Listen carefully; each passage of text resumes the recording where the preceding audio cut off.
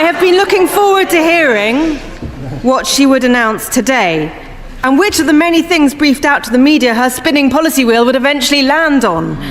Governing is hard. We know that. In the last few weeks, they have made it look really hard. But nothing compared to how hard life can be for a severely disabled person. Somebody for whom getting up, getting dressed, getting breakfast, things most of us here found easy to do this morning, they find hard, if not impossible. For some people, the last few weeks has been deeply frightening. They will be glad I can genuinely say that I want the Right Honourable Lady to succeed, and I welcome her commitment today to increase the number of reassessments and that more of these will be taking place face-to-face and recorded. I welcome the investment in employment support for disabled people. And of course, I welcome her re-announcing a host of things that we were doing in government. Scrapping the work capability assessment and creating a single assessment. That is already government policy, due to come in 2026-27. Her big idea seems to be to delay this until 2028. Merging New Style JSA and ESA into a new time-limited higher rate, a proposal we worked up in government. Tightening up eligibility for PIP, a consultation we launched, and by the way, would have gone much further on. Ending reassessments for people whose health conditions won't improve, we consulted on. Their right to try guarantee sounds remarkably similar to our chance to work guarantee.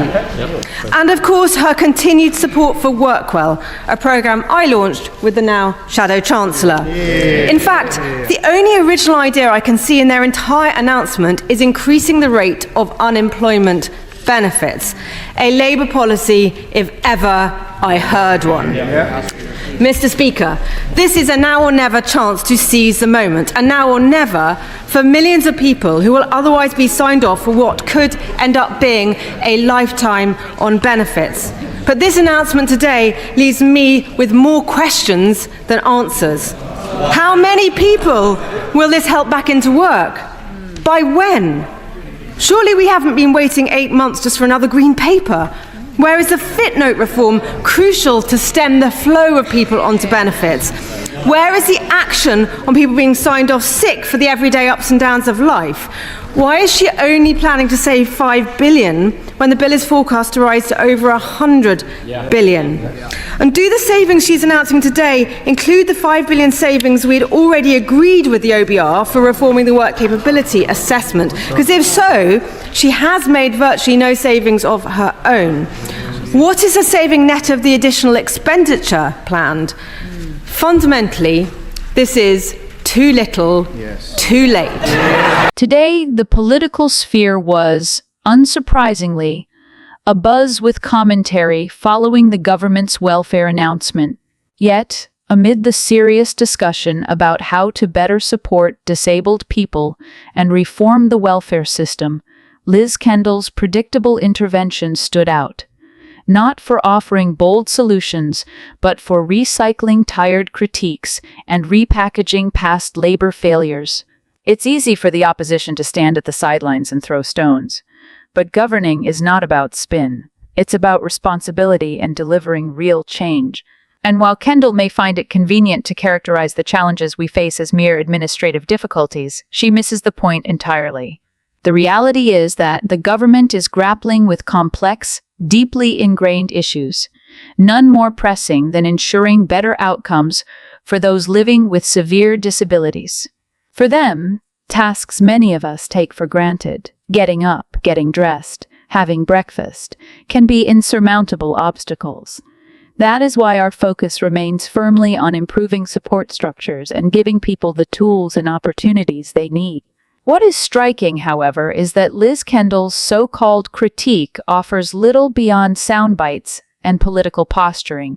She conveniently ignores the meaningful steps we are taking, increasing the number of reassessments, ensuring they are conducted face-to-face and recorded to guarantee fairness and transparency, investing further in employment support for disabled people. Similarly, her references to merging New Style Job Seekers Allowance, JSA, an employment and support allowance, ESA, as something her side started only underscore how labor is quick to take credit, but slow to deliver.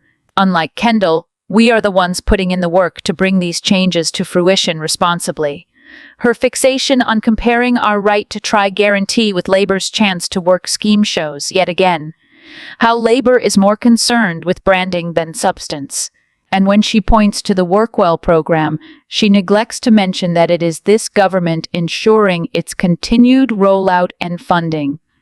What's glaringly absent from Kendall's remarks is any acknowledgement of the fiscal reality. She asks why savings are projected at $5 billion, but fails to address labor's total absence of a credible plan to control rising welfare costs, projected to exceed sown $100 billion. She demands faster action without any concrete proposal on how to responsibly manage public finances or ensure fair outcomes. At the end of the day, Kendall's critique boils down to politics, not policy. We are focused on outcomes, not soundbites.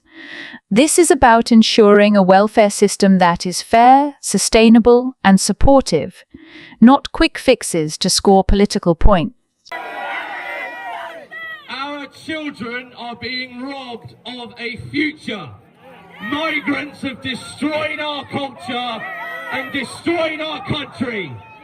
Our kids will never have what we had, and we now have a generation who have grown up who won't be able to regain ever their childhood. But we must act for our grandchildren and their children. Social housing goes to migrants. They outcompete us living illegally and like rats. 70% of Muslim females don't work. It is the taxpayer who supports them, not their husbands. Disgusting. Our youth also suffers at the hands of migrants, by the rapists, by the drug dealers, the endless muggings and terror attacks. Recently, in Portsmouth, we have witnessed migrants stealing and eating koi carp from a public pond. And we have reports up and down the nation of people stealing, trapping and eating swans and seagulls. Third worlders eat these. These people do not add any value or benefit to our nation. They only destroy. We owe it to our children to remove these people. This all ends when we say it ends. It is time to take our country back, patriots. Fight for your independence. Fight for your freedom. Fight for your country. Fight for independence from the Islamists. Fight for independence from the communists. And fight for independence from the establishment who despise us.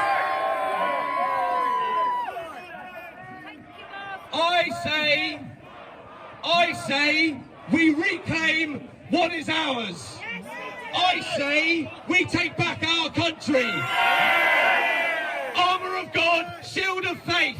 Our revolution is not based on words and talking. It is based on action and duty. I say, enough is enough! Enough is enough! Enough is enough! Enough is enough! Enough is enough! Enough is enough! Enough is enough! Enough is enough! We want our country back! We want our country back! We want our country back! We want our country back!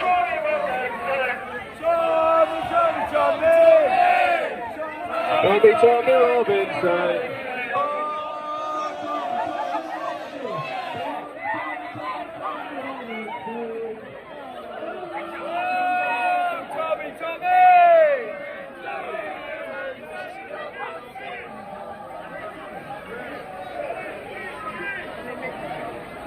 How was your holiday? Quite funny.